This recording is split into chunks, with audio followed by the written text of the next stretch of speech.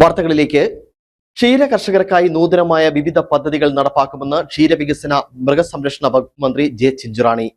പാൽ ഉൽപാദനത്തിൽ ഇന്ത്യയിൽ 2ാം സ്ഥാനമാണ് കേരളത്തിനുള്ളത്. പാൽ ഉൽപാദനക്ഷമത കൂട്ടിയാൽ മാത്രമേ ഉൽപാദനത്തിൽ മുന്നേറാൻ കേരളത്തിനാകൂ എന്നും മന്ത്രി. ഇരട്ടയാറിൽ ഇടുക്കി ജില്ലാ ക്ഷീര കർഷക സംഗമം ഉദ്ഘാടനം ചെയ്ത് സംസാരിക്കുകയായിരുന്നു മന്ത്രി. മറ്റു സംസ്ഥാനത്തു നിന്നാണ് നമ്മൾ കന്നുകാലികളെ വാങ്ങുന്നതെന്നും ആ പ്രവണത മാറ്റാനായി സമഗ്രമായ പ്രവർത്തനങ്ങൾ നടപ്പിലാക്കും. അതിനായി ഇടുക്കിയിൽ ഒരു കിടാരി പാർക്ക് കൂടി വരുമെന്നും മന്ത്രി പറഞ്ഞു. ക്ഷീരമേഖലയിലേക്ക് കൂടുതൽ കർഷകരെ, പ്രത്യേകിച്ച് പുതിയ കർഷകരെ ആകർഷിക്കാനായി കേരള ബാങ്ക് വഴി 5 പലിശ ഇളവ് വായ്പ നൽകുന്ന സ്കീമുകൾ ഇപ്പോഴുണ്ട്. കൂടുതൽ കർഷകർ വരുന്നതോടെ വലിയ മാറ്റം ക്ഷീരമേഖലയിൽ ഉണ്ടാകും. ചർമ്മരോഗം വന്ന പശുക്കൾക്ക് ഇൻഷുറൻസ്, പല രോഗങ്ങൾ വന്ന് മരണപ്പെട്ട പശുക്കളുടെ കർഷകർക്ക് സഹായമോ പുതിയ പശുവിനെ നൽകുകയോ ചെയ്യൽ, ക്ഷീര കർഷകർക്ക് 2 ലക്ഷം രൂപയുടെ ഹെൽത്ത് ഇൻഷുറൻസ്, കൂടാതെ ക്ഷീര കർഷകർ മരണപ്പെട്ടാൽ 7 ലക്ഷം രൂപ വരെ ഇൻഷുറൻസ് തുടങ്ങി പല പദ്ധതികൾ വകുപ്പ് നടപ്പിലാക്കുകയും മറ്റു പലതും പ്രാരംഭഘട്ടത്തിലുമാണെന്നും മന്ത്രി പറഞ്ഞു.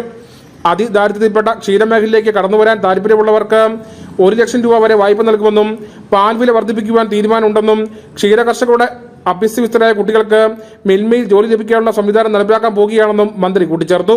ക്ഷീര കർഷകനെ സഹായിക്കുക എന്നുള്ള വലിയ ഉത്തരവാദിത്വത്തിലേക്കാണ് ഞങ്ങൾ പോയത്. അതുകൊണ്ട് തന്നെയാണ് ഈ ഗവൺമെൻറ് വന്നപ്പോൾ ആദ്യഘട്ടത്തിൽ 6 രൂപ 1 ലിറ്റർ പാലിന് ഞങ്ങൾക്ക് വർദ്ധിപ്പിക്കുവാൻ സാധിച്ചത്. അതിൽ 5 രൂപ സംതിങ്ങും കേരളത്തിലെ ക്ഷീര കർഷകന് തന്നെ കിട്ടത്തക്ക നിലയിലുള്ള സംവിധാനം ഞങ്ങൾ ഒരുക്കി. ഇപ്പോഴും നമ്മുടെ മിൽമ ചെയർമാൻ പറയും പാലിൻ്റെ വില വർദ്ധിപ്പിക്കണം.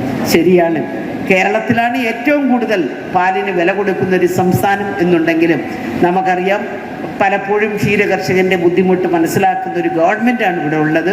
തീർച്ചയായിട്ടും അത് ഞങ്ങൾ വരും ദിവസങ്ങളിൽ അതും കൂടി പരിശോധിക്കാം. ഇന്ന് ത്രിതല പഞ്ചായത്ത് സംവിധാനത്തിൻ്റെ 3 രൂപയുണ്ട്. അതുകൂടാതെ ഒരു കാര്യം കൂടി ഞങ്ങൾക്കുണ്ട്. നമുക്ക് മിൽമയിൽ ഇനി വരുന്ന ഒഴിവുകൾ നികത്താൻ എം എം മണി MLA അധ്യക്ഷനായിരുന്നു. പാലിലെ മാലിന്യ സൂക്ഷ്മാണുശാസ്ത്രം എന്ന വിഷയത്തിൽ dairy science college assistant professor Lijimol James seminar നടത്തി. ജില്ലാ ബ്ലോക്ക് പഞ്ചായത്തുകൾ നടപ്പിലാക്കുന്ന ക്ഷീരമേഖലയിലെ നൂതന പദ്ധതികളുടെ ഉദ്ഘാടനം, റിപ്പോർട്ട് അവതരണം, ജില്ലയിലെ മികച്ച ക്ഷീര കർഷകർ, ക്ഷീര സഹകരണ സംഘങ്ങൾ, മികച്ച ക്ഷീരസംഘം ജീവനക്കാരെ ആദരിക്കൽ, വിവിധ മത്സരങ്ങളിൽ വിജയികളായവർക്ക് സമ്മാന വിതരണം എന്നിവയും ഇതോടൊപ്പം നടന്നു.